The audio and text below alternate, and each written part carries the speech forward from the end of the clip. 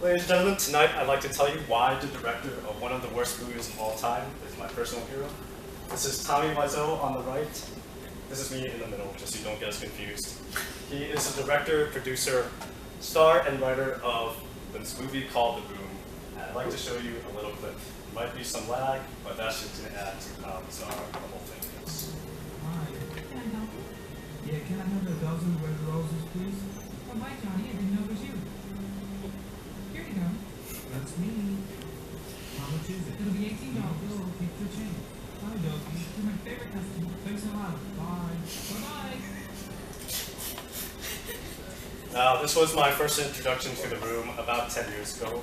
I had so many questions for a 10-second scene. What was the point of this scene? Who edited this? Why did the lines seem so out of order and poorly dubbed? I wanted to see the whole movie as soon as possible, and it turns out the whole thing is like this. Poor acting, poor directing, the script makes no sense, there's no production values whatsoever. It truly deserves to be ranked among the worst movies of all time, and I absolutely love it. I asked myself, why did I find myself so fascinated by what was such a terrible movie? And it all comes down to being fascinated by Tommy himself, and I wanted to find out more about it. Tommy was just another actor living in Los Angeles trying to get his break. But he wasn't just another guy, he was a weirdo. He has a strange sense of style, long hair, he wears sunglasses indoors, multiple belts around his waist. Nobody knows anything about him. Nobody knows where he comes from. He has this thick, vaguely European accent. If you ask him where he's from, he'll probably just say planet Earth or America. No one's even sure how old he is. One day after an acting class, he meets this guy named Greg Sestero. They develop this bond over the love of movies and filmmaking. Over time, Greg gets a small acting role here and there. Nobody in Hollywood is giving Tommy a chance. He's getting laughed at in all his acting classes. He's getting ridiculed by producers and casting directors.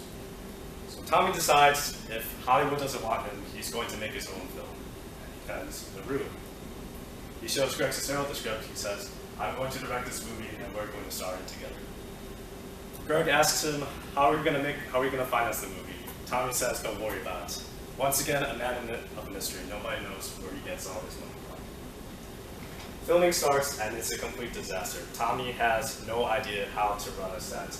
He simultaneously shot the film on classic film and high definition digital video because he didn't know the difference. Cast and crew members were constantly quitting. They would come up to Tommy and ask him, what did this scene mean? What did a line mean? Tommy wouldn't give them any explanation. Even though Tommy wrote the script himself, he couldn't memorize his own lines. That's how poor his script writing skills were. By some miracle, the movie gets completed. It has a small opening in Los Angeles. Few people are lucky enough to attend the premiere, and they find themselves completely baffled by this movie.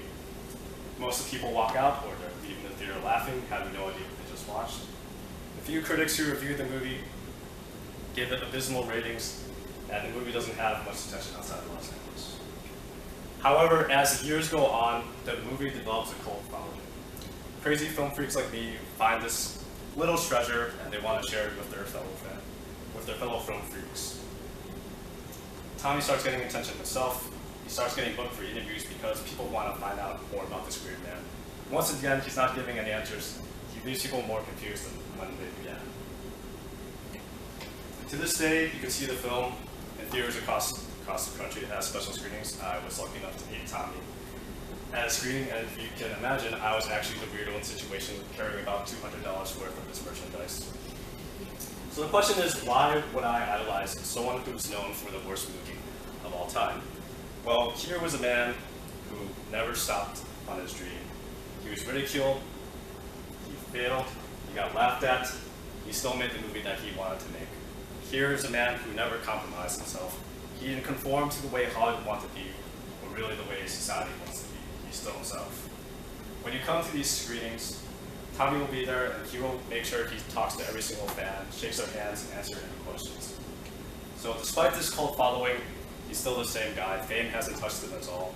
He's still a weirdo among his real fans. I have a copy of the movie for anyone interested. I didn't want to say anything about the plot. I want you to go in totally fresh. This scene is one of many scenes that has nothing to do with the plot. And it's okay if you hate me for watching this movie, and if you hate the film, Tommy himself acknowledges it's okay to not like the film. And if I could leave you with one of his strange and beautiful quotes, you can love the room, you can hate the room, you can laugh, you can cry, but please don't hurt each other. Thank you very much.